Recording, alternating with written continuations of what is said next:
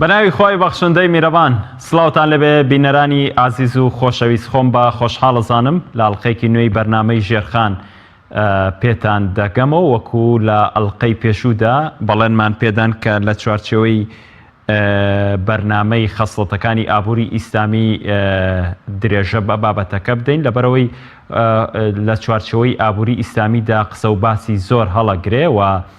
ئاشنابوونیش لە مەجای ئابووری ئیسلامی کەمتر هەبووە بە حکمیەوەی کەمتر موئەسسەسات کەمتر بانکەکان لە هەرێمی کوردستان لە عێراقیشە کارابوون بە حکمیەوەی کە نەویستراوە یاخود نەتوانراوە کە کار بە بانکی ئیسلامی بکرێت کە دەژوترێت ئەمەش جێگەی باسکردنەکە لە ئەوروپا بە تایبەت بەریتانیا و فەڕەنسا ویستێکەیە کە یاساکانی ئابووری ئیسلامی بەشێکی لەوێ جێبەجێ بکرێت و شەنوکەوی بابەتی ئابووری ئیسلامی لەو وڵاتانەش کراوە کە سوودێکی زۆری بۆ قازانجی ئابووری و ژێرخانی ئابووری ئەو وڵاتانە دەبێت. ئێمە لەم چوارچێوەیەدا قسە و باس لەبارەی مڕابەحە و مزارەبە هەروەها ئیشتراکێت هەروەها لە مامەڵەکردن لە چوارچێوەی ئابووری ئیسلامیدا چۆن دەبێت و چۆن دەکرێت و قازان چۆن بەدەستێت و ئایا لە کاتی بوونی زەرەرەکاندا لە کاتی بوونی قەیرانەکاندا ئابووری ئیسلامی پلانی بۆ ئەمە چی پێیە هەروەها ئەشپرسین لە چوارچێوەی ئابووری ئیسلامیدا تا چەندێک هەوڵ دراوە کار بۆ خاوەن پارەکان بدۆزرێتەوە تاوەکو پارەکان قەتیز نەبن لە چوارچێوەی دیواری ماڵەکاندا. شەنوکەوی بابەتەکەمان لەگەڵ میوانەکەم زۆر بەڕێز دکتۆر ئەبوبەکر پێنجوێنی پسپۆڕی ئابووری ئیسلامی دەکەین. کاک دکتۆر دوبارە سپاس بۆ ئامادەبوونتان. سپاس بۆ جەنابتان. ئەمەوێت لەو پرسیارەوە دەست پێ بکەم دکتۆر دەوترێت کە بەشێک لە ئابووری ئیسلامیدا بەشێک لە سزا هەیە هەر لە ئیسلامی پیرۆزدا ئاینی پیرۆزی ئیسلامدا بەشێک لە سزا دانراوە بۆ هەندێک کەس بۆ نەسوێندی خواردبێ و سوێندەکەی شکان بێ یاخود کۆمەڵێک لە شتەکانی تر سزای ئابووری لەسەر دانراوە. بۆچی ئەبێ سزای ئابووری دابنێت و قازانجی چییە؟ ئایا ئەمە ئەچێتەوە چوارچێوەی قاڵبی زانستی ئابووری ئیسلامی؟ گومانی تیانە. بسم الله الرحمن الرحيم الحمد لله رب العالمين وصلى الله وسلم على سيد المرسلين محمد وعلى آله وصحبه أجمعين. گومانی تێدانە کە فقی ئیسلامی بەو مانایی کە فقێکی گشتگیرە قسە لەسەر تێکڕێ ڕەهەندەکانی ژیانی تاک و کۆمەلگاکات و بەشێکی دیاری فقی ئیسلامی ئەچێتە چوارچێوەی پەرستش و عیبادەتەکان بەشێکی دیکە ئەچێتە چوارچێوەی بەیع و مامەڵەداراییەکان بەشێکی دیکە ئەچێتە چوارچێوەی جینایات سزاکان یا حکومە تەعزیریەکان بە شێوەیەکی گشتی لە چوارچێوەی عیبادەتەکان و لە چوارچێوەی حکومە تەعزیریەکانیش هەندێک سزامان هەیە فعلەن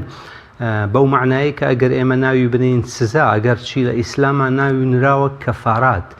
کەفارات بە معنای ئەوەی کە ئەبێتە هۆی پابوونەوەی خاوەنەکەی لە هەڵە و پەڵە و گوناه و کەمتەرخەمیە کە کردوێتی یا لە ناتواناییە کە هاتۆتە ڕێگای بەهۆی نەخۆشیەوە یا بەهۆی پیری و پەککەوتەییەوە. بێگومان لە بەدیلی هەڵسان بەکارێ یا لە بەدیلی قەرەبووکردنەوەی هەڵەیە کە کردوێتی باجێکی دارایی یا خواستێکی دارایی کەوتۆتە سەری بە شێوەیەکی گشتی ئەمانش لە بازنەی ئابووری ئیسلامیە جێگەیان کراوەتەوە ئەچنە بازنەی ئیعادەی تەوزیع. ئیعادەی تەوزیع کە فەلسەفەیەکی گەورەیەکێکە لە بنەما ئابووریەکان لەسەر ئاستی جیهانی بە شێوەیەکی گشتی ئابووری ئیسلامی زۆرترین بایەخی پێداوە کە ئیعادەی تەوزیع بە مانای سەر لە نوێ دابەشکردنەوە دێت. سەر لە نوێ دابەشکردنەوە یعنی دەرفەت بۆ خەڵکی محتاج و مەحروم ئەڕەخسێنێت لەو چوارچێوەیە کە ئەویش دەستکەوتێکی دارایی و مادی دەست بکەوێ بەهۆی کەوتن و پێخزان و لادانی هەندێک لە خاوەن سەرمایەکانەوە و بە نمونە مەسەلەی میرات بە شێوەیەکی گشتی کە بابەتێکی فەرڕەهەند و سربەخۆیە لە فقهی ئیسلامیە ئەویش دووبارە ئەچێتە چوارچێوەی لە ڕووی فەلسەفە و هەڕەهەندی حیکمەتەکانیەوە ئەچێتە چوارچێوەی دابەشکردنەوەی سەر لە نوێ و ئیعادەی تەوزیعەوە کەسەکە بە مردنی دەستبەرداری هەموو ماڵ و دارایەکەی ئەبێت لە ڕووی شەرعیەوە مافی خاوەندارێتی نامێنێ مەگەر مافی خەڵکی لەسەر بوو بێ وەکەوەی قەرزار بوو بێ یا وەسێتێکی شەرعی لە چوارچێوە و بازنەی سێیەک بۆ خوارەوە کردبێتی بەدەر لەوانە ماڵەکەی معڕەزە بۆ ئەوەی سەر لە نوێ بەسەر خاوەن بەش و پشکەکانە دابش بکرێتەوە کەواتە هەموو ئەمانە بەشێکن لە ڕەهەندە داراییەکان لە ئابووری ئیسلامی بە شێوەیەکی گشت. دەست خۆش دکتۆر ئەمێت بەراوردێ بکەین لەو باسی ئیعادەی تەوزیعت کرد یعنی ئەو سۆشیاڵی کە ئێستا لە ئەوروپا ناوزەند دەکرێت بە ناوی سۆشیال کەسێک بێکارە بێمەعیشەتە لەوێ سۆشیالێکی بۆ بڕدراوەتەوە جیاوازی نێوانەوەی ئیعادە تەوزیعی کە لە اقتصادی ئیسلامیە هەیە لەگەڵم سۆشیاڵی کە لە ڕۆژئاوا تەطبیقەکرێ جیاوازیان هەیە؟ بێگومان ئیسلام وەکەوەی کە ئاینێکی ئاسمانی خوداییە و لەسەر ئەرزی واقع 13 سەدە لەسەر یەک و بە دوای یەکدا توانی حکومڕانیەکی نمونەیی بکات لە ژیانی ئینسانەکانە بەشێک لەو هەنگاوەی کە ئیسلام لە سەردەمی خۆیدا نای و گرنگی و بەهایەکی گەورەی هەبوو بریتی بوو لە تەکافولی ئیجتیماعی لە گیانی هاریکاری و دەستگرۆیکردنی خەڵک بە شێوەیەک نەک ئەم هاریکاریە تەنها موسڵمانانی گرت بێتەوە تەنها خەڵکی خاوەن پێداویستی و هەژاری موسڵمان و خاوەن تەقوا و سەلاحەت و عیبادەتی گرتوێتەوە بەڵکو لە دەرەوەی ئاینزاکانی دیکەی وەکو گاور و جوولەکەشی گرتوێتەوە نە هەر مرۆڤایەتی گرت بێتەوە بەڵکو تەجاوزی قۆناغی ژیانی ئینسانەکانی کردووە و چۆتە چوارچێوەی خزمەت بە گیان لەبەر و بە پەلەوەرەکان بە شێوەیەکی گشتی ئەمە ئەکرێ بڵێن ئەم سۆشیالەی کە ئێستا لە ڕۆژئاوایە بایەخی پێدرێت و وەکو پێویستیش نییە چونکە هەموو وڵاتانی ڕۆژئاوا بۆ معلومی جەنابەت کە نظامی سۆشیال دەستەبەر ناکەن بە نمونە ئەمریکا کە گەورەترین زلهێزی دنیاە ڕێژەی سۆشیال تایە سەفرە و بەهایەکی نییە بە پێچەوانەوە سەرمایەداری خەریکە تاکەکان قودەدا و هەژاریەکی مەترسیدار بوونی هەیە لە وڵاتێکی وەکو پێشکەوتوو گەورەی زلهێزی وەکو ئەڵمانیا زیاتر لە 850,000 خەڵکی بێخانەولانەمان هەیە لە ڕاستیە کە ئەوانە ژیانیان لە مەترسیایە یعنی لە شەوانە ڕۆژی تەمەنیانە تەنیا زەویان هەیە ڕای بخەن لە ژێربەی خۆیانە و ئاسمانیان هەیە بیدەن بە خۆیانە کەەوە لە قوڵایی ئەوروپایشان یعنی بۆیە ئەو سۆشیالەی کە لە ئیسلامە هەبوو ئەو گیانی تەبایی و هاریکاری لە ئیسلامە هەبوو بەهایەکی گەورەی هەبوو لە ڕۆژگاری خۆیان بۆ دەڵێن هەبوو ئێستا بۆ نییە گومانیتیان نییە کاتێک کە ئەڵێن هەبوو بەداخەوە لەبەر ئەوە بوو کە ئیسلام لە سەردەمانی زێڕینی خۆیان خاوەندارێتی لێکرا و پرنسیپ و دەقە جوانەکانی قورئان و سنت و تێگەیشتن و دنیابینی مسلمانان کەڵکشی لێ وەرئەگیرە بەڵام لە ئێستایە کە هەژمونی سەرمایەداری و عەلمانیەت و ئینحیرافات لە هەموو ئاینە ئاسمانیەکان و بەتایبەتی لە ئاینی پیرۆزی ئیسلامی پیرۆز یعنی بەداخەوە وای کردووە کە حەز و ئارەزوەکان بەرنامە دەستکردەکان چاوچنۆکی و ئەنانیەتی ئینسان و خاوەن بڕیارەکان لە دەوڵەتە زلهێزەکان لە کۆمپانیا زەبەلاحەکان لە سەرمایەدارە تاکە کەسیە چاوچنۆکەکان لە ئاستی دنیاە ئەوان باڵادەستن بۆیە ئەڵێن هەبوو نەک هەیە لە ئێستایە بۆ ناکرێ هەبێ بێگومان ئەوەی کە جارێک ڕوویدا لە ژیانە ئەکرێ جارێکی دیکە و سەدان جاری دیکەش ڕوو بداتەوە ئەوە پێویستی بە ئیرادەیە هەمیشە و هەردەم ئێمە پێویستمان بەوەیە کە وەکو پێغەمبەری خوا صلی الله عليه وسلم ئەفەرمێ نعم المال الصالح للرجل الصالح پێویستمان بەوەیە کە مرۆڤە میهرەبانەکان مرۆڤە دڵسۆزەکان مرۆڤە خەمخۆرەکان ببنە خاوەن سەرمایە و خاوەن ژێرخانی ئابووری ببنە خاوەنی بڕیار بەدەست لە وڵاتە هەروەکو چۆن سەیدنە یوسف عليه الصلاة والسلام لە سەردەمانی زێڕینی خۆی لە وڵاتێکی دوور لە بیر و باوەڕێکی دروست توانی ڕۆڵێک ببینێ بە تعبیری سەردەمی ئەمڕۆی ئێمەمان لە بازنەی ڕۆڵبینین لە چوارچێوەی وەزارەتی دارایی و ئابووری لەگەڵ وەزارەتی کشتوکاڵ و سەرچاوە ئاویەکان توانی لە یەک کاتا بڕیار بەدەست و وەزیری ئەو دوو وەزارەتە بێ و لەسەر عەدالەتێکی دابەشکاری جوان خزمەت بە کۆمەلگاکەی خۆی بکات و لە هەژاریەکی چاوەڕوان کراوی 7 ساڵە ڕزگاریان بکە بە پشتبەستن بە پاشەکەوتی خۆیان بە قەناعەتی خۆیان بە هاندان و دەستەبەرکردنی عەدالەت و گیانی هاریکاری و تەبایی. زۆر باشە بچینە قوڵایی بابەتەکەمانەوە. دکتۆر ئەمێ بزانم مڕابەحەت چییە؟ بێگومان بە شێوەیەکی گشتی فقی ئیسلامی لەسەر چەند ئەساسێک دابەشە بێت. باش. یەکێک لەو دابەشبوونانە پێی ئەوترێ معاوەضە یا تەبادول، ئاڵوگۆڕ بە شێوەیەکی گشتی. ئاڵوگۆڕ لەسەر بنەمای ئەوەی کە دوو کەس دوو لایەن یا زیاتر لە دوو کەس و دوو لایەن بێن مامەڵەی کڕین و فرۆشتن بکەن لەسەر بنەمای ئەوەی کە کاڵا و شمەک خزمەتگوزاری و پێداویستیەکان لە لای لایەکێکیانە و بەها و پوڵ و پارەش لای یەکێکی ترە، کەواتە ئێمە کڕین و فرۆشتنەکەین. بەدەر لەوەی کە ئەم بابەتی مڕابەحەیە ئەچێتە چوارچێوەی ئەم تەبادول و ئاڵوگۆڕە، گرنگە کە ئەوەش بڵێن لە ڕووی حکمت و فەلسفەی ئیسلامیەوە ئەو گرێبەست و مامەڵانەی کە بە قۆناغی تەبادول و ئاڵوگۆڕە تێپەڕن ئەبێ ڕەچاوی مەبدەئی عەدالەت دادگەریان تێدا بکرێ بە شێوەیەکی گشتی. ئەوجا بینە سەر باسی مڕابەحە. مڕابەحە لە ڕووی زمانەوانیەوە بە مانای تەڵەبی ڕبح دێت، واتە ویستی دەستکەوتنی قانزاج لە مامەڵەیە و بێگومان ویستی دەستکەوتنی قانزاج لە دنیای سەرمایە گوزاری و وەبەرهێنان و کار و کەسابەتە مەطلبێکی دینیە. خوای گەورە لە قورئانی پیرۆزە وەک بەشێ لەسەر کۆنەکردنی منافق و دووڕووەکان کە کاری نەشیا و دووڕوویان ئەنجام ئەدا و خەریکی فرتوفێڵ و خۆنیشاندان بوون لە بازنەی ئیماندارەتی لە ڕواڵەتا، بەڵام لە ناخ و لە دیوی ناوەیانە کافر و بێباوەڕ بوون بەرامبەر بە ئیسلام و پێغەمبەر صلی الله علیه و سلم. کاری ئەوان بەچی ئەچوێنێ؟ خوای گەورە مەبەستم ئەوەیە، خوای گەورە کاری ئەوان بە تیجارەت و مامەڵە و بازرگانیەگە چوێنێ، فەرمێ فەما ڕەبحەت تیجارەتهم وما كانوا مهتدين. یعنی دەستنەکەوتنی قازاج لە دنیای سەرمایە گوزاریە، لە دنیای کار و پرۆژەیە مانای شکستە بۆ خاوەنەکەی. بۆیە خواستی قازانج لە بەیع و مامەڵەی مڕابەحەیە خواستێکی دیارە و ئەم گرێبەستە خۆشبەختانە هەر لە سەردەمانی زووی یەکەمی ئیسلامەوە کراوە و ئیمامی شافعی بەڕەحمەت بێ لە کتێبی ئومە لە بەرگی 3 لاپەڕەی 33ە ئاماژە لەسەر مڕابەحە ئەدات بە دوو شێوە. مڕابەحەیەکی ئەعتیادی کە کاڵا و شمەکەکە ئامادەیە لە دەستی فرۆشیارەکەیە و هەروەها ئیرادەی کڕین و پوڵ و پارەکەش لە لای کەسی کڕیارە. ئەمە پێی ئەوترێ مڕابەحەی ئەعتیادی دێن ڕێئەکەون، ئەڵێ ئەم کاڵایی خۆتم پێ بفرۆشە بە قازانجی لە 102، بە قازانجی لە 105، بە قازانجی لە 110 یا هەر ڕێژەیە کە خۆیان ڕێ بکەون. و لە کتێبی مغنی المحتاج لە بەرگی دوو کتابی بەیع ئاماژەدا حتى تعبیرەکە لەبەرەوەی کە لە شارستانیەتی فارسەکانەوە دەستیان کەوتووە بە تعبیری 10، 11، 10، 12، 10، 13 ئاماژەدا،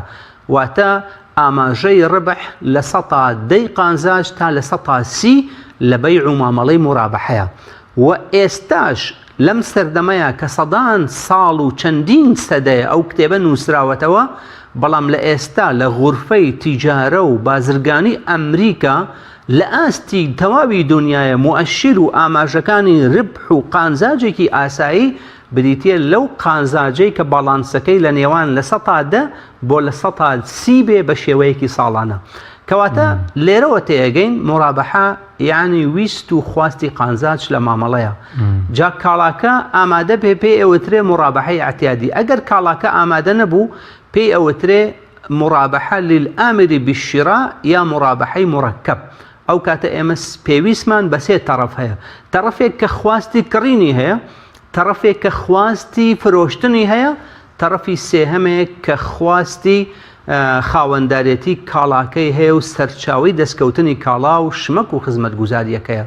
بەڕێکەوتن لە نێوان ئەو تەرەفانە ئەتوانین بەیعی مڕابەحە بە شێوەیەکی گشتی ئەنجام بدەین.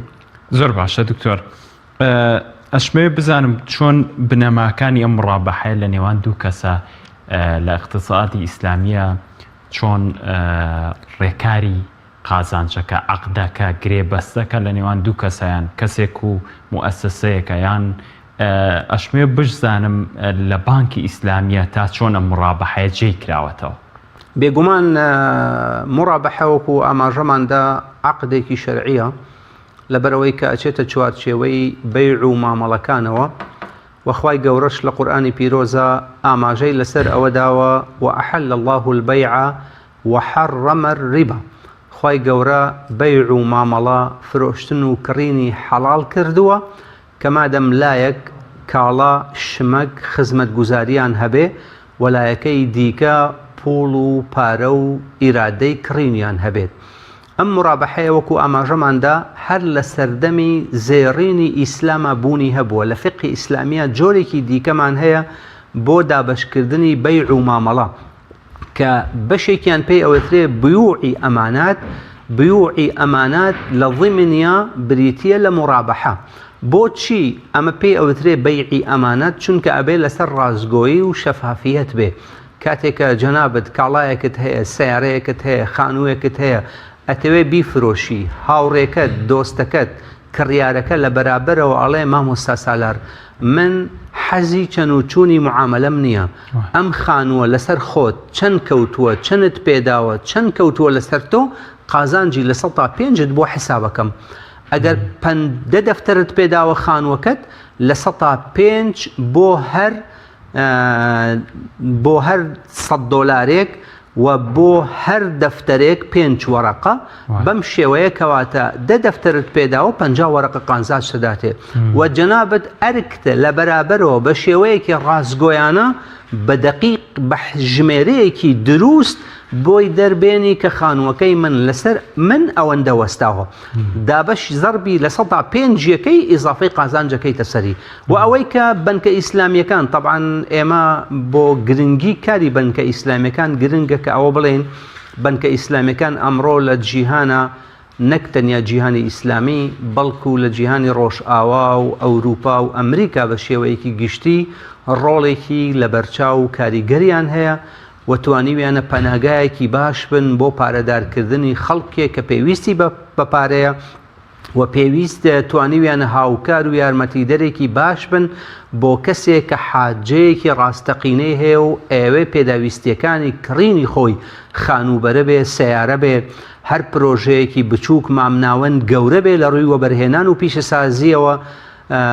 ئەوان ڕۆڵی گەورەیان هەبووە بە شێوەیە کە بانکەکان ژمارەیان لە ئاستی جیهانە لە 1400 بانکی گەورەی ئیسلامی زیاترن و هەروەها سەرمایی بانکە ئیسلامیەکان لە ئێستاە لە 1500 ملیار دۆلار سەرمایەکەیان زۆرتر و زیاترە. بێگومان ئەمە ڕۆڵێکی گەورەی هەیە لە بوژانەوەی ژێرخانی ئابووری بە شێوەیەکی گشتی و گەشەپێدانی ئابووری گشتگیر لەسەر ئاستی دنیا. بنکە ئیسلامیەکان بەشێک لە کار و چالاکیەکانیان لە چوارچێوە و قاڵبی مڕابەحەیە ئەنجامەدەن. وەکو وتمان مڕابەحەش دوو جۆری هەیە، جۆرێکی ئاعتیادی کە کاڵاکە بوونی هەیە لەو مؤسسەیە کە پێی ئەوترێ بەنکی ئیسلامی یا بەنکێک کە زەوابێتی شەرعی و حەڵاڵ و حەرام ڕەچاوەکات. ئەم بەنکە کاڵاکەی خۆی لە ڕێگەی مڕابەحە بە ڕێژەیەکی دیاریکراوی قازانج ئەدا بە هاوڵاتیەکە بە شێوەی قەرز یا بە شێوەی قستی مانگانە، ئەویش لە بەرابەرەوە ئیلتزامەکان لەسەر بەڵێنی خۆی. و بەیعێکی دیکەمان هەیە لە چوارچێوەی بەیعی مڕابەحە لیلئامری بالشیرا. جاری وایە بەنکە ئیسلامیەکە کاڵاکەی نییە و ئەو خواستەی کە هاوڵاتیەکە هەیەی بۆ نمونە کۆمەڵێک دکتۆری بەڕێز هاتوون باڵەخانەیەکیان دروست کردووە بیکەنە نەخۆشخانە، بەڵام بایی 2 ملیۆن دۆلار پێویستیان بە ئەجهیزەی طبی هەیە و بە ئاسانی ئەم دکتۆرە بەڕێزانە ناتوانن ئەم ئەجهیزانە یا ئەم نەخۆشخانەیە تەئسیس بکەن دێن لە ڕێگەی بەنکێکی ئیسلامیەوە ئەتوانن عەقدێک بکەن لەسەر ئەساسی مورابەحە کە ئەوەی خواستی ئەوانە لە هەر وڵاتێکی دنیاە بانکەکە بکەنە نوێنەری خۆیان یا خۆیان بانکەکە تەکلیفیان بکە لە ڕێگەی وەکالەتەوە کاڵا و شمەکەکان بۆ بانکەکە بە ناوی بانکەکەەوە بکڕێت فاتورەی شتەکە وە کاڵاکان هەموو ئەجهیزەکان بانک ببێتە خاوەنی بە شێوەیەکی یاسایی و شەرعی و ئەو پارەی خۆی بدا و لەگەڵ کۆمپانیای خاوەن ئەو ئەجهیزانە ڕێکەوتنی دروستی خۆی بکە دوای بێ بە عەقدێکی نوێ بیفرۆشێتەوە بۆ نمونە لەسەر ئەساسی مورابەحەیەکی درێژخایەن کە ئەم دکتۆرە بەڕێزانە لە ئیدارەی ئەم نەخۆشخانەیە بتوانن لە خلاری 5 ساڵە پارەی ئەو بانکە بدەنەوە و ببنە خاوەنی ئەو ئەجهیزانە بە شێوەی مورابەحە. دەستخۆش ڕوونکردنەوەکی جوان بوو. بەڵام دکتۆر بۆی کە بینەرەکانمان زۆرتر تێبگەن ئەگەر کەسێک خاوەنی دەفتەرێک دۆلار بێ بە زمانی عامی خەڵک زۆرتر وا دەوترێت چۆن بیکاتە بانکێکی ئیسلامی و بانکی ئیسلامی بێگومان بانکە سەرمایەداریەکانی تر سوویە خاتە سەر لە بەرامبەردە بەڵام خەڵکێکی زۆر ئەمە ڕەتەکاتەوە کاتێکیش پارە لە بانکەدانێوانی ئیتیساماتی دینیان هەیەڵێ من بەبێ سوودای ئەنێم و سوم ناوێت بچێتە سەر پارەکەم پارەکە ڕاکێشمە بەڵام لە بەرامبەردا بانکێکی ئیسلامی هەبێ گەرم مڕابەحەی بۆ بکات کەسێک دەفتەرە دۆلار دابنێ ئەم بانکە چۆن مڕابەحەی پێوە بکات و ئەم کەسە ئایا لە بەرامبەردا دوای ساڵێکترم پارەی ڕاکێشێتەوە چەند قازانج وەرەگرێ ئایا قازانجی پێدرێ یا خودنا بێگومان وەزیفەی ئەساسی بەنکی ئیسلامی دوو شتە یەکەم تەمویل پارەدارکردن لەگەڵ ئیستیثمار و بەرهێنان دووهەم ئەوەیە کە ببێتە سەرچاوەی کۆکردنەوەی پارە کە بەداخەوە لە وڵاتی ئێمەیە یعنی پارە تا ئەمڕۆژ نەیتوانیوە ڕۆڵی گەورەی خۆی ببینێ و سەرمایەدارەکانمان خاوەن پوڵ و پارەکانمان لە پاشەکەوتێکی کەمی خێزانەکانەوە تاکە کەسەکانەوە بیگرە تا دەسمایە و سەرمایە هەندێک لە دەستگا و موئەسسەکان نەتوانراوەکو پێویست بەکار بهێنرێ بەنکی ئیسلامی ئەتوانێت ڕۆڵێکی کارا ببینێت لەو چوارچێوەیە کە ببێتە جێگەی متمانەی خەڵک بۆ دانانی پاشەکەوتەکەی خۆی یا بۆ دانانی پارەیە کە هەیەی وەکو جەنابەت ئاماژەدا 10,000 دۆلاری هەیە 20,000 دۆلاری هەیە 100,000 دۆلاری هەیە 5,000 دۆلاری هەیە 1,000 دۆلاری هەیە ئەتوانێت لە بەنکی ئیسلامی لە دوو ڕێگا لە سێ ڕێگاوە ئەتوانێت ئیداعی بکات و بێگومان ئەو ئیداعکردنە لە بەنکە ئیسلامیەکانە ڕۆڵی گرنگی هەیە و خزمەتی گەورە بە کۆمەلگاکە یەکەم ئەم خاوەن سەرمایە ئەتوانێت بە شێوەیەکی ناڕاستەوخۆ لە بوژانەوەی ژێرخانی ئابووری و گەشەپێدانی ئابووری گشتگیرە ڕۆڵێکی هەبێ کە پارەکەی خۆی خستووەتە مەیدانێکی ڕاستەقینەی جوڵەی بازرگانی و بەرهێنانەوە بەمە گوناهێکی لە گردنی خۆی لابردووە کە ئەم پارەیە دەرفەتی داوە بە دەستگایەکی ڕەسمی و بەرهێنان تا بتوانێت کاری پێ بکات کە بێگومان قەتیسکردن و قۆرەخکردنی پارە هەم هەڵەیەکی ئابووری گەورەیە هەم تاوانێکی شەرعیشە لە ڕاستیە ئەوەی کە لە قورئانە خوای گەورە بە تەکنیس ناوی بردووە و ئەو کەسانەی کە لە بیری تەکنیسکردن و هەڵگرتن و قۆرەخکردن و شاردنەوەی پارەیان هەڵەیەکی گەورەکەن تاوانێکی شەرعی قورس ئەنجامەدەن بێگومان ئەم پارەیە ئەتوانێت لە حیسابێکی جاریە دایبنێ کە لە ژێر خواستی خۆیەتی هەر دقەیەک ئەیەوێ ئەتوانێت پارەکەی سەحب بکاتەوە بەڵام ئەم پارەکە لە ژێر حیسابێکی جاریایە نە قانزاج نە زەرەر ڕووی تێناکە ئەچێتە چوارچێوەی ئەمانەتێک بەڵام ئەمانەتێک کە بانکەکە بۆی هەیە تەسەڕوفی لەسەر بکات بەڵام جۆری دووهەم و سێهەمی حیساب پێی ئەوترێت تەوفیر لەسەر ئەساسی پاشەکەوتکردن یا وەدیعە ئەمانەتدانان بەڵام بۆ وەبەرهێنان ئەمانە پێیان ئەوترێت مەحافظی ئیستیسماری ئەم شێوەیە بانک ئەتوانێت ڕێکەوتن بکات لەگەڵ ئەم خاوەن پارەیە کەم بێدیا زۆر پارەکەی ئەتوانێت لەگەڵی ڕێکەوتن بکات لەسەر بنەمای قانزاج بە شەراکەت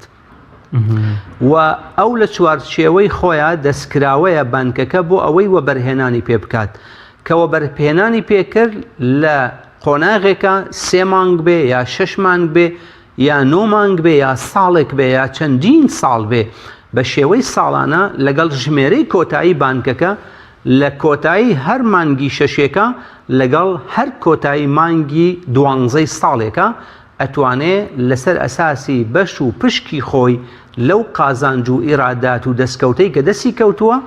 حسابێک بکات لەسەر حسابی نەمر بەپێی ڕۆژەکان بەپێی بڕی پارەکان ئەو قازانجەی دەستی کەوتووە هەموو خاوەن ئیداعەکان ئەوەی تەوفیری هەیە ئەوەی وەدیعەی هەیە نسبە بڕ و ڕێژەی دیاریکراوی قازانجی خۆی بەسەرا دابەشەکرێ و شێوازی کارەکە لە ڕووی شەرعیەوە ئەچێتە چوارچێوەی قازانج بە شەراکەت. زۆر باشە. مامۆستا دوو مستەڵەحەت ئاماژە پێدا بۆی لای بینەرەکانم ڕوون بێت مەبەستە تەوفیر و وەدیعە چییە لەم بێگومان ئەو بە ڕێزانەی کە ڕۆشنبیرێکی بانکیان هەبێ ئەزانن کە ئێمە 3 مستەڵەحمان هەیە بۆ دانانی پارە یا بە جۆرێکی تر 3 مەحفەزەمان هەیە 3 ڕێگامان هەیە لە بانکەکان یەکێکیان پێی ئەوترێت جاری بەمانەی ئەوە پارە جوڵاوە بەردەوام بەو مانایە کە پێی ئەوترێت جوڵاو لە ژێر خواست و داوای خاوەنەکایەتی ئەوەی تر تەوفیر بەمانای ئەوەی کە ئەم پارێک لە خۆی زیاد بووە هێناوێتی لێرە دەرفەتێکی ڕەخساندووە بۆ خۆی کەوە بەرهێنانێکی پێ بکە ئەمی دیکەی کە پێی ئەوترێ وەدیعە پارەکە هێناویەتی ئەماناتێک کە ناوی نراوە ئەمانات کە لە ڕاستیە تەوفیر و وەدیعە لە بەنکی ئیسلامیە هەردووکی ئەچێتە ژێر ناونیشانی مضارەبە یا قیراض قازانج بە شەراکەت چکە پارەیەکە هێنراوە بۆ ئەوەی ئەم دەستگایە ئەم بانکە کاری وەبەرهێنانی پێ بکات بە شێوەیەکی گشتی. باشە لەم چوارچێوەیەدا مادام باسی مزارەبەت کرد بە تەفاسیلتر لە پرسیارمە بێت لەبارەی مزارەبەوە ئەوترێت سیستمی ئیسلامی کار لەسەر دراوی حەقیقی ئەکات مەبەست ئەمە چییە؟ دراوی حەقیقی بێگومان ئەمڕۆ ئێمە کێشەیەکی گەورەمان هەیە لە ڕووی دراویەوە کە ئەم بابەتە بە بڕوای من بابەتێکی ئاڵۆز و گشتگیرە و قسە لەسەرکردنی زۆرتر و زیاتر یاوێت کە لە بەرابەر دراوی حەقیقیەوە دراوی دیجیتاڵیمان هەیە کە یا دراوی ئەلکترۆنی ئەم دراوانەی کە دراوێکی وەکو بڵێ موشەفەرن و خواریزمین و بوونێکی حەقیقی و بەرجەستەییان نییە دراو لە ڕووی پێناسەی یاساییەوە بریتیە لە دراوێکی باوەڕپێکراو کە بە پاڵپشتی دەوڵەتێک لە ڕێگەی بانکی مرکزی و وەزارەتی دارایی و ئابوووریەکەیەوە بە بڕیارێکی یاسایی دەرس چوو بێت و ئەو دەوڵەتە بەپێی هێزی ئابوووریەکەی خۆی پشتیوانی لەو دراوە بکات ئەمە دراوی حەقیقیە و بێگومان بانکە ئیسلامیەکان لە چوارچێوەی دراوی حەقیقیە کارەکەن و ئیش بۆ سیاسەتی خەڵقی نقودەکەن سیاسەتی خەڵقی نقود خوڵقاندنی پارە کە بەهایەکی گەورەی هەیە لە دنیای ئابووری کە ئەویش بریتیە لە دەرفەتی ڕەخساندنی وەبەرهێنان یا بەکاربردن و مامەڵە و ئاڵوگۆڕ بە شێوەیەکی گشتی چکە ئەگەر ئێمە توانیمان لەسەر ئەساسی خواست بین لە بازاڕە هەموو خاوەن خواستێک ئەوەندە پارەی لە دەستا بێ کە بتوانێت پێویستیەکانی خۆی لە بازنەی نەدەست بڵاوی و ئیسراف و تەبذیرە نەچروکی و دەستنوقاویە لە حدێکی معقولە پێداویستیەکانی خۆی دەستەبەر بکە مانای وایە خواستێکی ڕاستەقینەمان لەسەر کاڵا شمەک خزمەتگوزاریەکان دەستەبەر کردووە و ئەگەر خواستمان لەسەر کاڵا و شمەک و خزمەتگوزاریەکان دەستەبەر کرد مانای وایە پێویستمان بە زیادکردنی وەبەرهێنان هەیە کە پێویستمان بە زیادکردنی وەبەرهێنان بوو ئەو کاتە پێویستمان بە هێزی کارە کە هێزی کار توانین ڕۆڵی خۆی ببینێ ئێمە دوو ئامانجی گەورەمان تحقیق کردووە کە یەکێکیان کەمکردنەوەی برێژەی بێکاریە دووهەم بەگژاچوونەوەی هەژاریە چونکە هەموو خاوەن کارێک هەموو دەستێکی کار ئەبێ کرێیەکی شایستە و شایانی پێ بدرێت. جوانە زۆر باشە بابزانین مزارەبە چیە لە اقتصادی ئیسلامیە؟ بەڵێ مضاربە طبعا یا قیراض ئەمە دوو مستەڵەحی شەرعین هەردووکیان مضاربە لە ڕووی زمانی عەرەبیەوە بە مانای پێدانی دەسمایە و سەرمایە و بڕەپارەیەک بە کەسێ کە ئەو بڕوات بە زەویە سەفەر کات و بێت و بڕوە چ لە ناوخۆی وڵات لە نێوان شار و دێهاتەکانە بێ چ لە ئاستێکی جیهانی تیجارەتێکی دەولی و بازرگانیەکی نێودەوڵەتیمان بۆ بکات، یعنی سەرمایەکە ئەبێتە هۆکاری جوڵاندنی ئەو کەسە، یا قیراڵیشی پێ ئەوەترێ بە مانای قەتع دێت، یعنی بڕینی بڕە پارەیەک و بڕە سەرمایەک لە خاوەن پارەکە بۆ ئەوەی بیدات بە کەسێک کە کار و بازرگانی و وەبەرهێنانی پێ بکا بە شێوەیەکی گشتی. ئەوەی کە گرنگە لە کاری سەرمایە گوزاری لە چوارچێوەی قیراڵ قانزاج بە شەراکەت کە بەداخەوە ئەمڕۆ لە هەرێمی کوردستانی ئێمە ئەم بابەتە زۆر ستەمی لێکراوە و فەراغێکی یاسایی گەورەمان هەیە لە ڕاستیە لە ڕووی ماف چ بۆ خاوەنکارەکان چ بۆ خاوەن سەرمایە و پوڵ و پارەکان. ئومێدەوارم کە بەشێک لە پەرلەمانە تارە دڵسۆزەکانمان گوێیان لەم قسانەمان بێت و بتوانن پرۆژە یاسایەکی دروست و گەشە سەندوو شایان بەم هەل و مەرجەی ئێستای هەرێمی کوردستان بڕیار لەسەر بدەن لە پەرلەمان و خولی داهاتووی پەرلەمانی کوردستانە. بێگومان ئەم پوڵ و پارەیە پێویستی بە چییە؟ پێویستی بە متمانەیە. بۆیە لە شریعەتی ئیسلامە ئەوترێت دەستی مضارب، یعنی ئەو کەسەی کە قانزات بە شەراکەت پارەیەکی ئەدرێتێ بۆ ئەوەی کاری پێ بکات دەستێکی ئەمینە. ئەسڵ ئەوەیە کە ئەم دەستە دەستێکی بڕوا پێکراو بێت. من پارە ئەدەم بە جەنابەت لەسەر بنەمای متمانە پێکردن. بەڵام بەداخەوە لە هەرێمی کوردستانە چەندین جار ئێمە حاڵەتی چاوەڕوان نەکراومان بینی. چەندین کاک حاجی، کاک فڵانە کەس، کاک بازرگانی ناودار لە بازاری دۆلارەکە لە چوارچێوەی وەبەرهێنان و کارگەکانە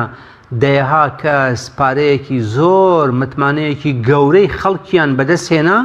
بەڵام لە سەعاتی سفرە مایەپوچی خۆیان ڕاگەیان، هەم خۆیان تووشی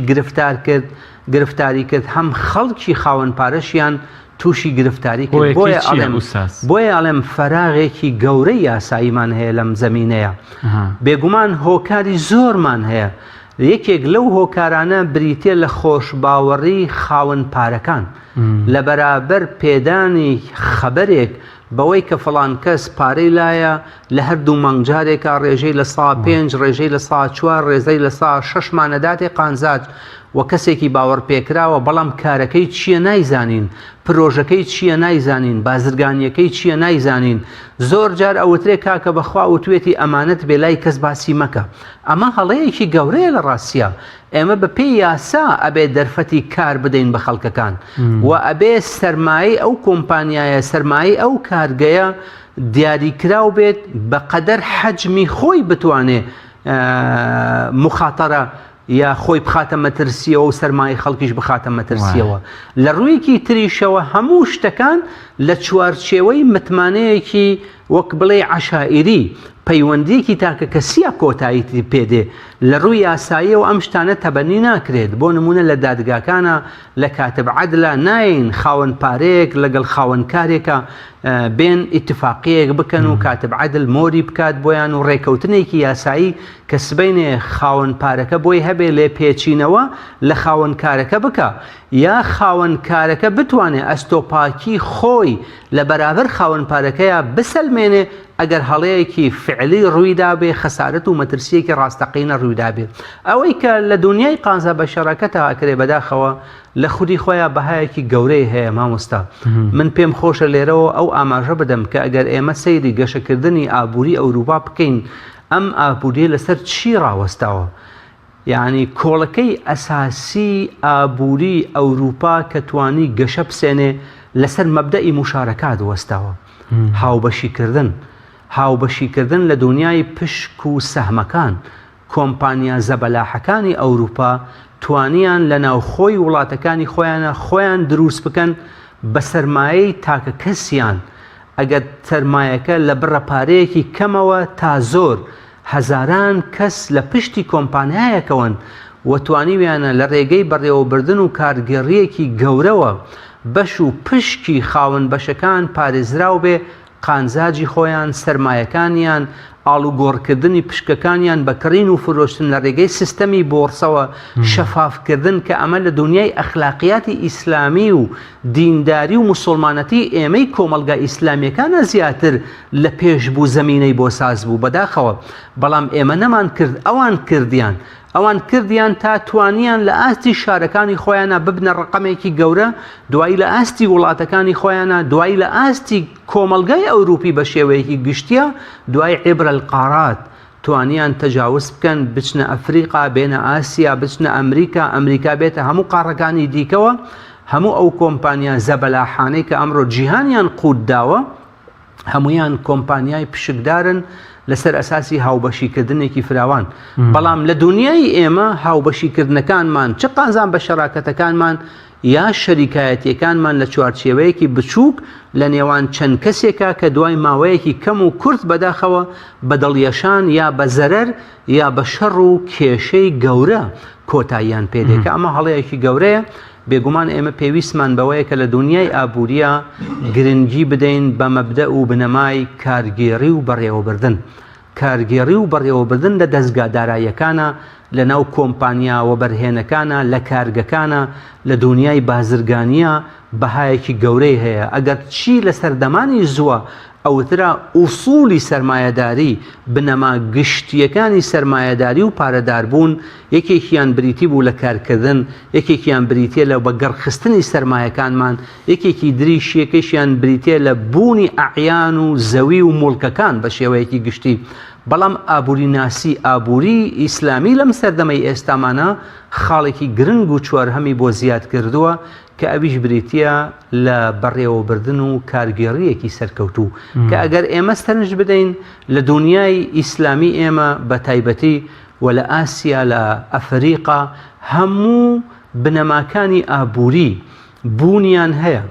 تەنیا کێشە و گرفتاری ئێمە نەبوونی بەڕێوەبردن و کارگێڕیەکی سەرکەوتووە لە دنیای حکووماتمانە و لە دنیای شەریکاتمانە لە دنیای مؤسسات و دەستگا داراییەکانمان بە شێوەیەکی گشتی. زۆر باشە ئوستاز ینی باس لەو مشارەکەی خۆر ئاوا کرد هەروەها باس لە بنەمای قازانج کرد ئایا ئەو مشارەکەی کە دەکرێت وەکو باست کرد کە بەداخەوە لە هەرێمی کوردستان خەڵکانێکی زۆر پارەکان تیاچوو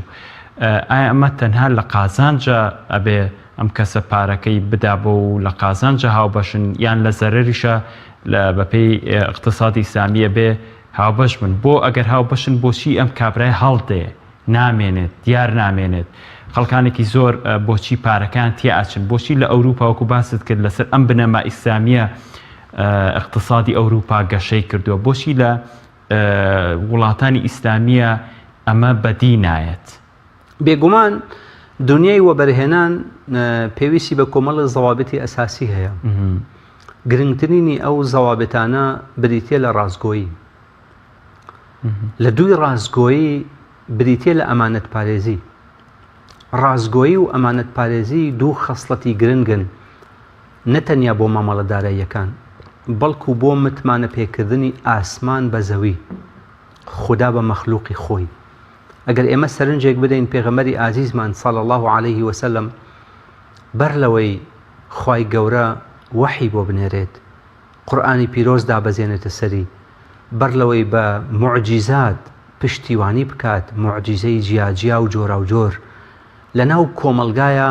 تەمەنێکی پان و بەرین و دوور و درێژی مبارەکی بەدەسەر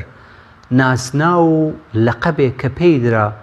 لە ناو باش و خراپی کۆمەلگای قوڕەیشەوە بریتی بوو لە سادق ئەمین هەم ڕازگۆیی هەم ئەمانەت پارێزی لە دنیای سەرمایە گوزاریشە زۆر پێویستمان بەم خەسڵەتان هەیە لەگەڵ ئەوەشە ئینساف و عەدالەت ئەمڕۆ لە دنیای مامەڵەداراییەکانی ئێمەیە ئەم شتانە بوونیان نییە یا ئەگەر بوونیشیان هەبێ بوونێکی لاوازە طبعا ئێمە دوو گرێبەسمان هەیە یەکێکیان پێ ئەوترێ شەریکایەتی ئەوی دیکەیان پێ ئەوترێ قانزات بە شەراکەت قانزا بە شەراکەت بۆ ئەوەی کە فقی ئیسلامی دایناوە تەرازوی ئیجابیات و سەلبیات خێر و شەڕ قانزاج و زەرەر هەمیشە زەرەر لە قانزا بە شەراکەتە ڕوو ئەکاتە سەرمایە بەمەرجێ کەم تەرخەمی نەکردبێ کەسی کارکەرەکە ئەوەی کە سەرمایە گوزاریەکەمان بۆکات مضاریبەکە کەم تەرخەمی نەکردبێ پێچەوانەی مەرجەکان نەیکرد نەجوڵابێتەوە و هەروەها بە قەسدی خراپە ئەم سەرمایی بەکار نەبرد بێت خوا نەخواسە بۆ لە ناوبردننی لەم کاتانەیە بەرپرسیارەتی ئەکەوێتە سەر ئەو کەسەی کە هەڵسوڕاندنی سەرمایەکەی لە ئەستۆ بووە بەڵام ئەگەر کەم تەرخەمی نەبوو بێ وەک لە سەرەتای بەرنامەکە وتمان دەستی مضارب دەستێکی ئەمینە کەواتە متمانە پێکراوە ئەم متمانەیە وەکو خۆی ئەمێنێ تا نەسەلمێ کە بە خراپ مامەڵەی کردووە بۆیە ئەگەر زەرر هەبوو ئەم زەرەرە ڕوو ئەکاتە سەرمایەکە لە باڵانسی سەرمایەکە دابەزێ و کەسەکەش کە ئیشی کردووە و ڕەنجی داوە و کۆتاییەکەی بە زەرر گەیشتووە ئەوی زەحمەت و ماندووبوون و شەونخونەکەی بەهدەرڕوە بەڵام ئەگەر دەرفەتی کارکردنیان پێکەوەمە لە قۆناغی دوو هەموو شەوتێکی دیکەی مامەڵەکانیانە قانزاجیان دەستکە و قانزاجەکە شایانی بەشکردن نابێت تا سەرمایەکەی لێ پڕ نەکرێتەوە کەواتە لە قانزاج بە شەراکەتە زەرەر ئەگەر کەسی هەڵسوڕێنەری سەرمایەکە ئەوەی ئیشمان بۆ ئەکات پێ ئەوترێ مضارب ئەم کەسە کەم تەرخەمی نەبوو نەمان توانی بیسەلمێنین کە خراپ ئەم سەرمایی بەکارهێناوە زەرەر ڕوویدا زەرەر ڕوو لە سەرمایەکەکە بەڵام بەمەرجی ئەوەی ڕازگۆ بێ ئەمین بێ منصف بێت عادل بێت هەموو ئەم خەسڵەتانە شایەتی بۆ بدەن بەڵام لە شەراکەتا بە پێچەوانەوە لە شەراکەتا لەبەر ئەوەی کە بۆ نمونە ئێمە پرۆژەیەکمان هەیە جەنابەت سەرمایەکەت لە ناو پرۆژەکەیە لە 120 من لە 140 دوو بە ڕێزی تریش یەکی لە 115 هەیە بەم شێوەیە لە 100%ەکە پڕ ئەەکەینەوە یا کەسێکی تر ئیزافە ئەکەین بۆ پڕکردنەوەی لە 100%ەکە ئەگەر قانزاجمان هەبوو ئەکرێ لە شەراکەتەکەیە قازانجەکەمان لەسەر ئەساسی سەرمایەکەمان دابەش نەکەین بەڵکو لەسەر ئەساسی خێبرا ئاعتیباراتی تر لەبەر چاو بگرین تۆ لە 120 هەیە لە سەرمایەکەیە بەڵام ئەکرێ لە 125 قانزاجەکەت بدەینێ من لە 140 هەیە لە سەرمایەکەیە بەڵام ئەکرێت لە 130 قانزاج وەربگرم بەم شێوەیە بەڵام کاتێک کە زەرەر ڕوویدا زەرەر ئەگەڕێتەوە سەر خودی سەرمایەکان تۆ لە 120 هەیە قبولی لە 120 زەرەرەکەی من لە 140 هەیە قبولی لە 140 زەرەرەکەم بەم شێوەیە ئەو ڕێژەیە زیادەکە لە قازانج ئەم شێوەیە لە قازانجا بۆ چونکە مرونەتێکمان هەیە لە قازانجا دابشکردنەکەی ئەگەڕێتەوە بۆ ڕەچاوکردنی ڕێکەوتنی خۆمان لە گرێبەستەکەیان بابەتێکە کە مرونەتێکی تایە و بێگومان کە زانایان هەمویان ئەوە ئەزانن مامەڵە داراییەکان بە شێوەیەکی گشتی لەبەر ئەوەی بۆ ڕێخستنی پەیوەندی نێوان مرۆڤەکانە لەگەڵ یەکتری و بۆ دەستەبەرکردنی پێداویستیەکانی خۆیانە لە ژیانە بۆ گەشەپێدانی ئاستی سەرمایە گوزاری خۆیانە خودای گەورە ڕێکەوتنەکانی داوەتەوە دەست خۆیان بەمەرجێک پێچەوانە نەبێ لەگەڵ دقێکی شەرعیە ئەشتوانن ئوستاز ینی هەر بەپێی ڕێژەی سەرمایەکەیان بێگومان ئەشتوانن ئەوەش تەبان ئەمە هەندێک جار بۆ چییە لە دنیای ئابووری پێوترێ بۆ ئەوەی تحفیزی یەکتری بکەن بۆ هاندانە بۆ تەشجیع بۆ نمونە جەنابەت کۆمپانیەکە بە ناوی تۆیە و کۆمپانیەکە خاوەنی علامەیەکی تیجاری گەورەیە ئەتوانین ئێمە خەڵکی تر هاوبەشکەین لە ڕێگەی تۆ بەڵام تۆش بەقەی سەرمایەکەی خۆت ڕازی نابی تەڵەبی قانزاجی زیاترەکەیت بۆیە ئەکرێت ئەم سەر و خوارە بکرێت بەڵام لە دنیای قانزا بە شەراکەتە ئەویش بە هەمان شێوە ڕێکەوتنەکە چۆن ڕێکەون لەسەر قانزاج ئاساییە 50 بە 50 بێت 60 بە 40 بێت 70 بە 30 بێت هەر چۆن خۆیان پێیان خۆشە ئەکرێت ڕێکەون لەسەری بەڵام کاتێک کە زەرەر ڕوویدا زەرەر ڕووەکاتە سەرمایەکە چۆن لە شەراکەتە ڕووەکاتە نسبەتی حەقیقی سەرمایەکە لە قازان بە شەراکەتیشە لەبەرەوەی سەرمایەکە هی یەک کەسە یا هی چەند کەسێکە نادرێ بەسەر ئەو کەسەی کە کاری کردو و هەڵسوڕێنەری سەرمایەکە بووە ئینەما بەسەر سەرمایەکەیدا بەشەکرێتەوە زەرەرەکە. ئوستاز کاتمان بەرەو کەمبوونەوە چێت وەکو کۆتا پرسیارم ئەمێت وەکو بەڕێزت لە ئەڵقەی یەکەمدا باست لەوە کرد کە یەکێک لە گرفتەکانی ژێرخانی ئابووری کە شکستیانەوەی پارەکان قەتیسکەین لە قاسەکانە یان لە چوارچەوەی دیوارێکە. ئێستا ئەگەر خەڵکانێکی زۆر ئەگەر بڕەکە کەم بێ یان زۆر بێت پارەکان قەتیس بوون و نەخراونەتە ناو بازاڕەوە. خۆی ئەمە بەشێکە لە شکستی ژێرخانی ئابووری هەر وڵاتێک.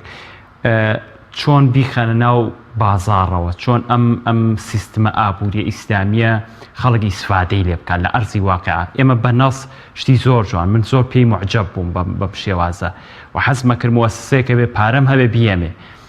چۆن لە ئەرزی واقعە خەڵکێک بینەرێکی ئێمە حەزەکە $1000 هەیە، $10,000 هەیە، $20,000 هەیە، چۆن لە ئەرزی واقعە تەفعیلی بکات.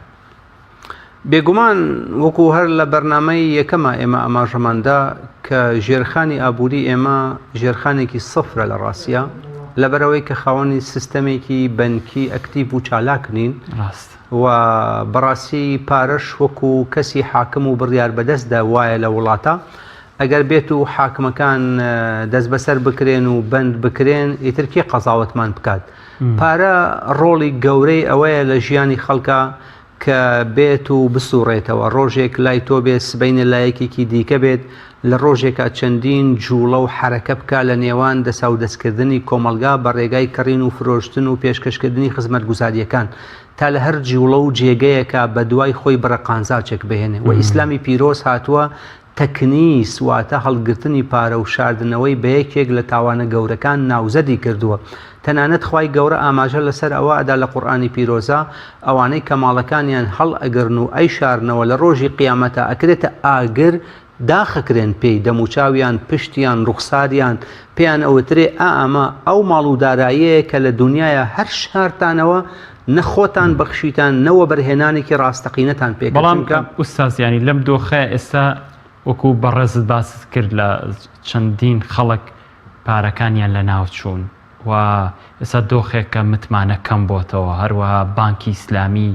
بەدی ناکرێت لە هەرێمی کوردستان، بە جۆرە لە جۆرەکان پرۆژە نییە لە هەرێمی کوردستان، کار نییە، دەستی کار نییە. ئەم پارانە چی لێ بکات؟ وەکو پرسیارەکەی پێشوممە بێگومان ئەوەی کە گرفتی گەورەی ئێمەیە نەبوونی بەڕێوەبردن و کارگەڕی سەرکەوتووە، نەبوونی ئیرادەیەکی ڕاستەقینەیە بۆ خزمەت و ئاوەدانکردنەوە و بوژانەوەی ژێرخانی ئابووری ئەم وڵاتە. ئەگەنا ئێمە هەم سامانی مرۆییمان هەیە، هەم مەوادی خاممان هەیە، هەم سەرمایەشمان هەیە. بۆ نمونە من کە لەم جێگایەوە و لە کەناڵی پەیامەوە ڕای بگەێنم لە یەکێک لەو ڕاپرسیە زانستی و بەدوادا چوونانەی کە کراوە لە هەرێمی کوردستان لەم قەیرانە قوڵەی دارایی ئێمەیە لەم 4-5 ساڵی ڕابردووە کە بەسەرمانە زۆر بە سەختی تێپەڕی بەداخەوە، یعنی نزیکەی $6 ملیار ئێمە پاشەکەوتی تاکە کەسیمان هەیە. $6 ملیار سەرمایەیەکی زەبەلاحی گەورەیە. ئێمە لە هەندێک لە میدیاکانەوە ئەبیسین کە دەوڵەتی فڵانی هات و $50 ملیۆن هاوکاری هەرێمی کوردستانی کرد بە ژێوەی قەرز و فائیدە، یا هاوکاری حکوومەتی عراقی کرد $100 ملیۆن بە شێوەی قەرز و فائیدە، لە کاتێکە کە ئێمە زیاتر لە $6 ملیار تەنها لە هەرێمی کوردستانە لە ڕەفە و گیرفان و ناوپشتی و کەنتۆر و قاسەکانی ماڵەوە خەواندومانەکە. ئەمە هەڵەیەکی گەورەیە و ئەبێ سەرمایەدارەکانی ئێمە، خاوەن بڕیارەکانی ئێمە بەڕاستی کەشێکی لەبار ئاراممان بۆ بڕخسێنن لە ڕێگەی بنیادنانی دەستگای دارایی و پرۆژەی وەبەرهێنان و کارگەی وەبەرهێنانی ڕاستەقینە لە دنیای بازرگانیە، لە دنیای پیشەسازیە، لە دنیای کشت و کاڵیە، تا بتوانین سەرمایەکانمان بە ئاسانی بخەینە مەیدانی وەبەرهێنانەوە. ئێمە لە دنیای قەیرانین، قەیرانی ئاوی خواردنەوەمان هەیە، قەیرانی گازی سروشتیمان هەیە بۆ ماڵەکان، قەیرانی نەوتمان هەیە، قەیرانی کارەبامان هەیە، قەیرانی ڕێگەوبانمان هەیە. هەموو ئەمانە گەورەترین پرۆژەی هەم خزمەت گوزاری هەم قازانج ویست و سەرمایە گوزارین لە ڕاستیە. ئەگەر خەڵکی خاوەن ئیرادەمان هەبێت هەر ئەم پرۆژانە بنیاد بنینەوە لە ناو خۆمانە، نەک $6 ملیار $10 ملیار پێویستە و هەزاران هەلی کاریش ڕەخسێنین، خۆشگوزەرانیش بۆ خۆمان دروستەکەین. چونکە جوانترین پێناسە لەبارەی پارەوە وتراوە ئەگەر پارە دەرفەتی دەسا و دەستکردن و بەخشین و خەرجکردنی بۆ بڕخسێ بە خەرجکردن و بەکاربردنی لە پرۆژەیە، هەم بە خزمەت گوزاری بۆ خەڵک ئەشکێتەوە، هەم قازانج بۆ خاوەنەکەشی بەرهەم ئەهێنێتەوە، وەکو خۆشی بە جوانی و بریقەداری ئەمێنێتەوە. جوانە. بەڵێ زۆر سپاس بۆ بەڕێز دکتۆرەکە شتێکت ما بێ و پێویست بکات بیڵێیت من دەرفەتی 1-2 خولەکی تر تێمێ. سپاس بۆ ئەو دەرفەتە، من سپاستانەکەم سپاسی کەناڵی پەیام و جەناب دەکەم. ئەم بەرنمەیە بە بڕوای من بەرنمەیەکە جێپەنجەی خۆی لە داهاتووی هەرێمی کوردستانە ئەبێ و ئیشاڵڵا ئەم قسانە و قسەی هەموو ئەو بەڕێزانەی کە میوانی بەرنمەکەی تۆ بوون و تۆش خاوەنی فەزڵ و دەست پێشخەریەکی باشی لەم زەمینەیە. فعلا ئەم بابەتی ژێرخان بابەتێکە کە ئێمە پێویستمان بە ژێرخانی فکری و پێویستمان بە ژێرخانی ئابووری و داڕشتنەوەی خۆمان هەیە و هەستانەوەی ئێمە لە ژێرخانی ئابووری لە ژێرخانی پەروەردەیمانەوە دەست پێکات و ئەبێ بەڕاستی ئەمە بە دەرفەتێکی گەورە بزانین و هەموو لایەکمان خۆمان بەرپرسیار بزانین، خەڵکیشمان دەسەڵات و حکوومەتیشمان. من زۆر جار وتومە ئەگەر لە نەکبەتی خەڵکی هەرێمی کوردستان ئەوە بێ حکوومەت و دەسەڵاتێکی خەمساردمان هەیە لە ئاستی خەمەکانی هاوڵاتیە، بێگومان لە نەکبەتی و نەهامەتی ئەم حکوومەتش ئەوەیە کە هاوڵاتیەکی خەمساردمان هەیە لە ڕاستکردنەوەی هەڵەی دەسەڵاتەکەی خۆیە. جوانە. سپاس بۆ جەنابتان. بەڵێ زۆر سپاس بۆ بەڕێز دکتۆر ئەبوبەکر پێنجوێنی پسپۆر لە ئابووری ئیسلامی لە دوو ئەڵقەی بەرنامەی ژێرخان لەگەڵم بووی مادوم کردی. زۆر سپاس جەنابی دکتۆر. بینەرانی ئازیز و خۆشەویست تاوەکو ئێستا بینەرمان بوون، سپاس بۆ بینەری ئێوەش بەخوای گەورەتان ئەسپێرم. خواتان لەگەڵ.